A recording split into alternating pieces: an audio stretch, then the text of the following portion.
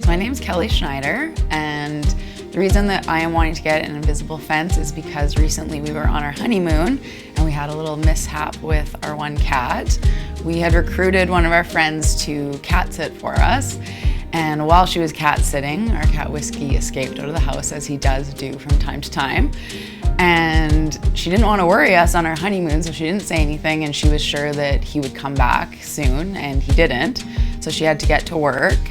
So she had to leave. She came back later that night. He still wasn't back, and so she was panicking but didn't want to say anything to us because she didn't want to ruin our honeymoon. So finally, 3 days later, when we were chatting with her and asking how the cats were doing, she fessed up that she had lost our cat. And so, of course, being on our honeymoon, we couldn't really do a whole lot, and I started to panic. There might have been some tears.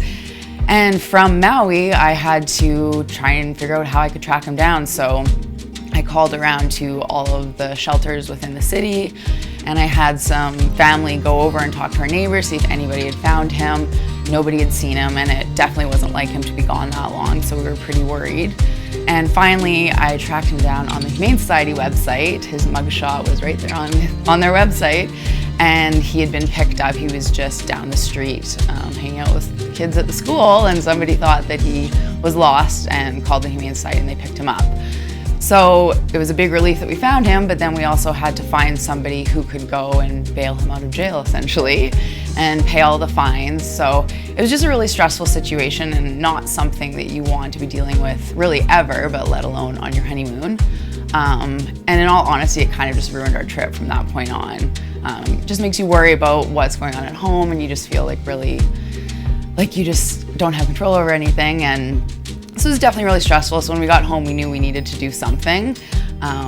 Whiskey's always been able to go outside his whole life, so unfortunately just keeping him in the house isn't a great option for us because he gets very cranky.